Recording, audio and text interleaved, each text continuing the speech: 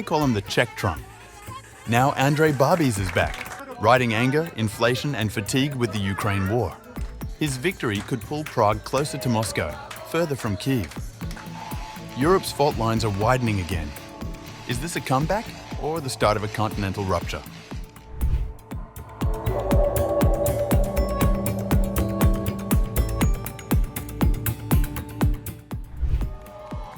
Central Europe just shook.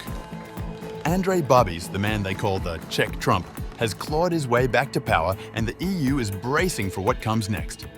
His victory could reshape the entire region, pulling Prague away from supporting Ukraine, cozying up to Viktor Orbán's Hungary, and testing the very unity of the European Union and NATO. This win marks a political comeback for Babiš, who was Prime Minister of the Czech Republic from 2017 to 2021. With the votes from almost 98% of polling stations counted by the Czech Statistics Office, Babiš's ANO party captured 35% of the vote, followed by the pro-Western coalition of the Prime Minister, Petr Fiala, with 23%. The coalition defeated Babiš in the 2021 election. The two-day election filled 200 seats in the lower house of the Czech parliament. Babiš, a self-proclaimed Trumpist, hailed the historic result as the absolute peak of his political career. Voter turnout for this election was high, at almost 69%. Like Trump, the 71-year-old Babiš is more interested in taking a transactional approach with the European Union than in forging sweeping foreign policies.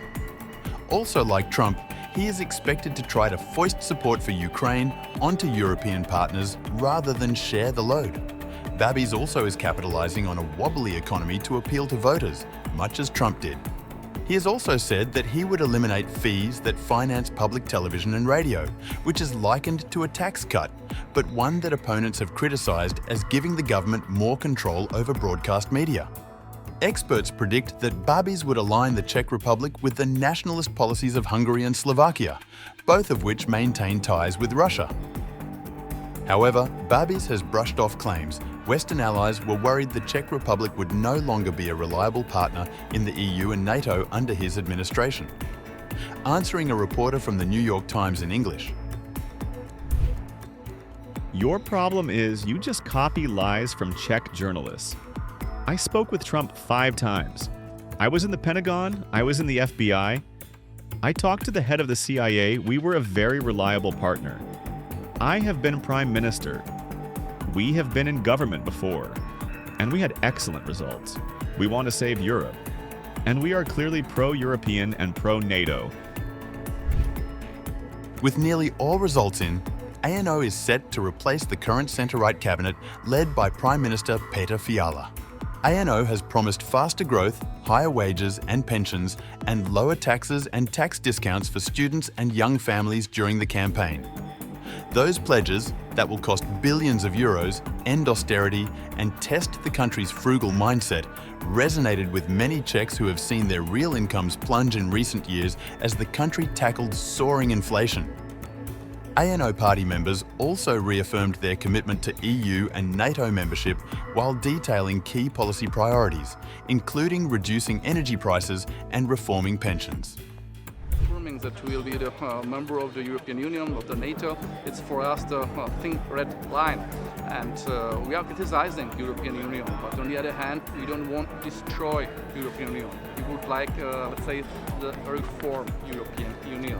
And NATO, of course, NATO is extremely important. We would like to strengthen the position of the NATO, including the United States of America. Babiš, however, must overcome some hurdles to become Prime Minister, including conflict of interest laws as owner of a chemicals and food empire and long-running fraud charges related to drawing an EU subsidy over 15 years ago, charges he denies.